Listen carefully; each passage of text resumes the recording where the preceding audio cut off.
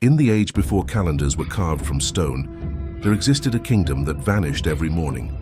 Its name was Eldhollow. By day, travelers would find only ruins, broken towers, cracked roads, and forests swallowing stone. But when the sun sank and the first star appeared, the kingdom returned, whole and breathing as if it had never died. And anyone standing inside its borders at night could never truly leave. For the road that should not exist, Aran was a map maker. Not the kind that charted kings' lands or trade routes, but forbidden places. Roads that disappeared. Villages that denied their own existence. Places marked with a warning symbol and a single word: don't. When Aran found Eldhollow, it wasn't on any map. It appeared one night on his desk, drawn in black ink that smelled faintly of ash. The parchment was old, too old.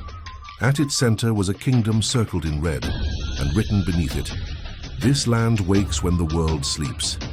Aran laughed at first, then he noticed something worse. The map was still wet.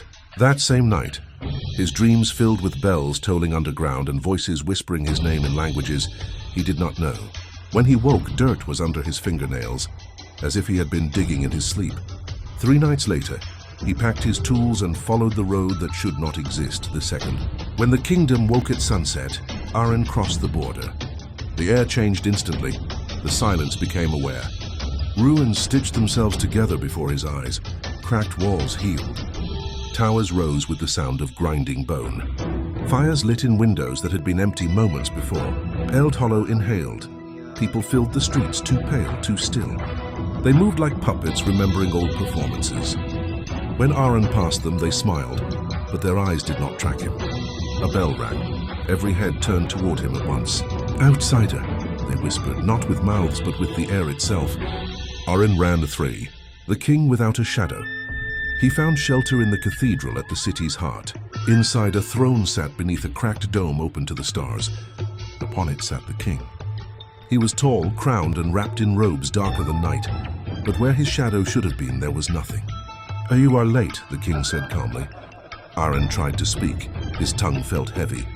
"I have been waiting centuries," the king continued. "You are the last piece." The king explained the curse.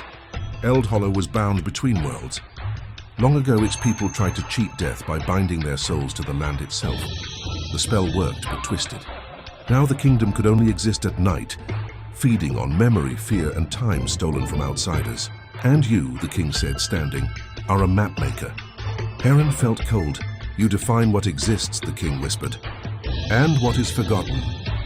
The price of escape. At dawn, Eldhollow would vanish again. Anyone inside would be absorbed, mind, body, and soul, into its streets, becoming another citizen who smiles but never lives. The king offered a bargain. Draw Eldhollow onto the world's true maps. Make it real, permanent, alive. In return, Aran would leave before sunrise. Aran refused. The city screamed. Buildings warped. Faces melted into walls.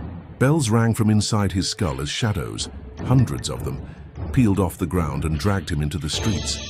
"You cannot destroy what remembers you," the kingdom hissed. "Be the map that eats names." Aran realized the truth too late.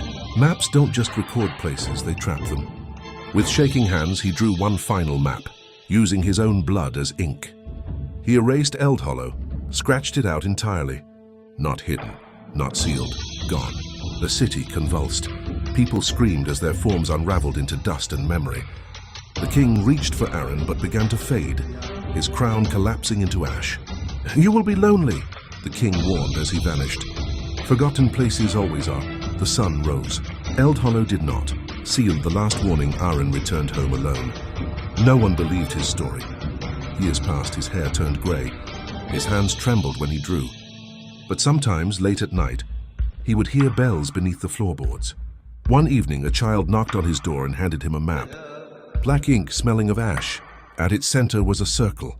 Inside it, written in a child's hand, "If you remember a place, it remembers you back." Behind Aran, the shadows began to move.